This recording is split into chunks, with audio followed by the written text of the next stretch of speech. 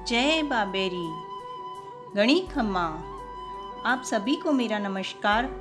मैंने अभी तक आपको रामदेव जी की जन्म कथा के 3 भाग सुनाए और अब आगे की कथा प्रारंभ करती हूँ। इससे पहले यदि आप हमारे चैनल पर नए हैं तो कीजिए हमारे चैनल को सब्सक्राइब और वीडियो को कीजिए लाइक। पोकरण के कंवरवंशी राजा अजमाल जी विश्राम करने के लिए सोए तो द्वारिकापुरी में, और जब जागे तो अपने महल के कक्ष में। अजमाल जी खुद आश्चर्यचकित हो गए कि मैं अपने महल में कैसे आ गया, मैं तो द्वारिका में था। और फिर अजमाल जी रानी मैनादे को पुकारते हैं। अजमाल जी की आवाज़ सुन रानी मैनादे दौड़ी दौड़ी अपने कक्ष में आई और आकर अजमाल जी को देखकर रानी आश्चर्यचकित हो गई।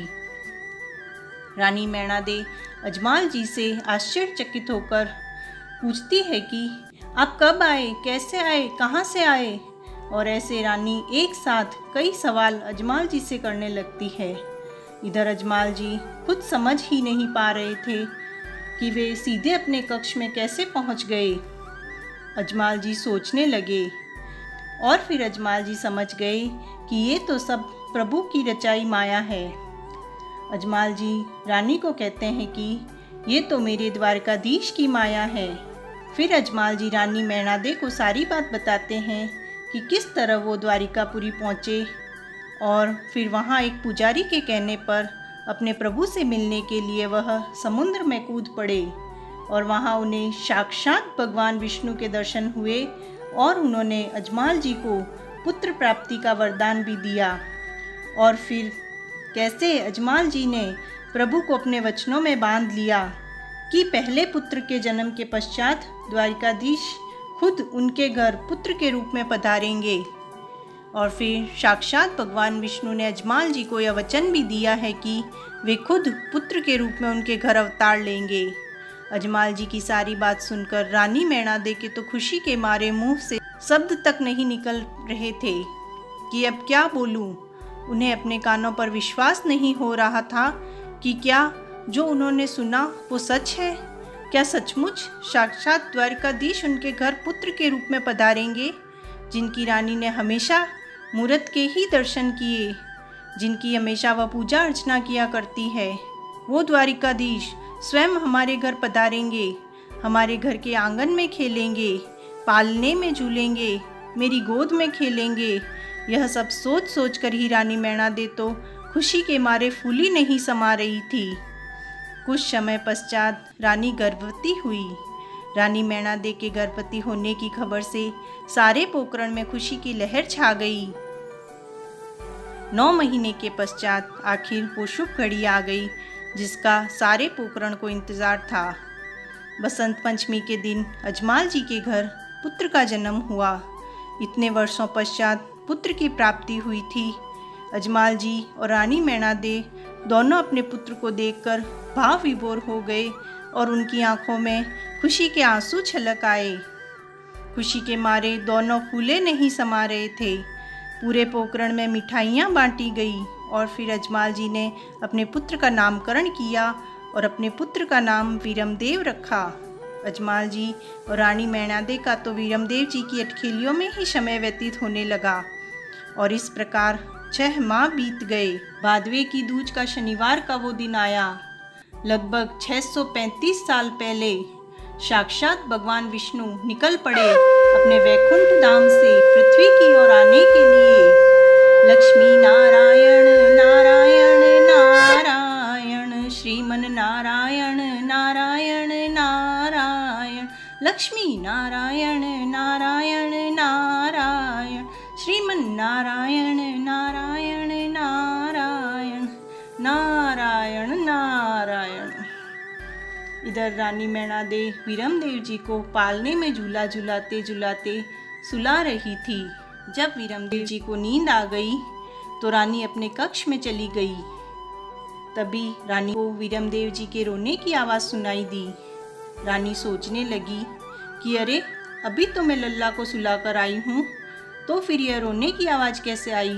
ऐसा सोचकर रानी भागी भागी पुनः वीरमदेव जी के पालने के पास आई और आकर वह क्या देखती है कि पालने में वीरमदेव जी के पास एक और बालक सोया है।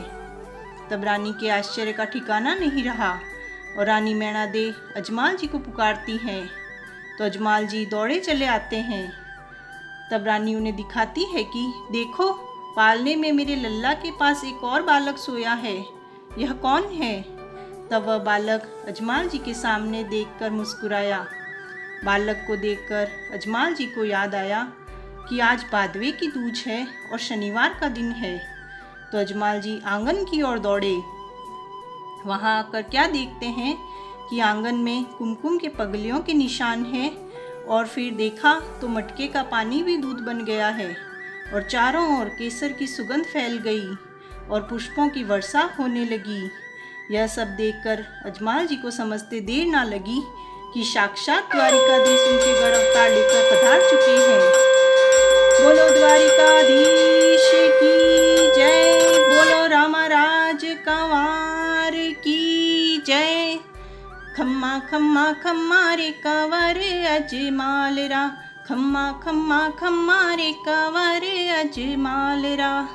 थाने तो पूजे राजस्थान जियो, गुजरात जियो ओ रामा, घणी घणी खम्मा राजा रामदेव पीर ने ओ रामा, घणी घणी खम्मा राजा रामदेव पीर ने।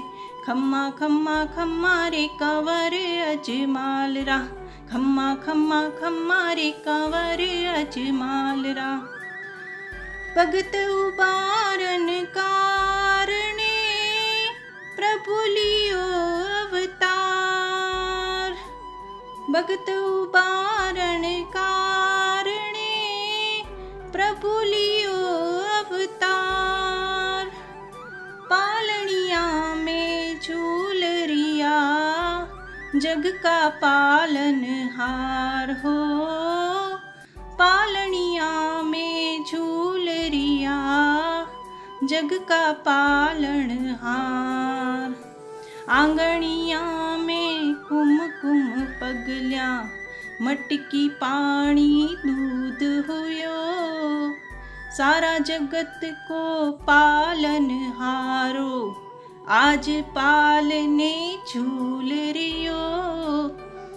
बड़ा बीरम देव छोटा राम देव, मरुधर में आनंद छायो, विष्णु अंश की किरण्या चमकी, सारो संगम हरसायो। खम्मा खम्मा खम्मा रे कंवर अजमाल रा, खम्मा खम्मा खम्मा रे कंवर अजमाल रा। थाने तो पूजे राजस्थान जियो, गुजरात जियो ओ रामा, घणी घणी खम्मा राजा रामदेव पीर ने ओ रामा, घणी घणी खम्मा राजा रामदेव पीर ने। खम्मा खम्मा खम्मा रे कंवर अजमाल रा। अजमाल जी और रानी मैना दे दोनों ही खुशी के मारे झूमने गाने लगे और पूरे पोकरण में खुशियाँ मनाई गई और सारे नगर में मिठाइयाँ बांटी गई, दीपमाला सजाई गई। पूरे नगर में चारों ओर हर्षोल्लास छा गया। आगे की कथा सुनने के लिए मेरा अगला वीडियो देखिए। जय बाबेरी, घणी घणी खम्मा।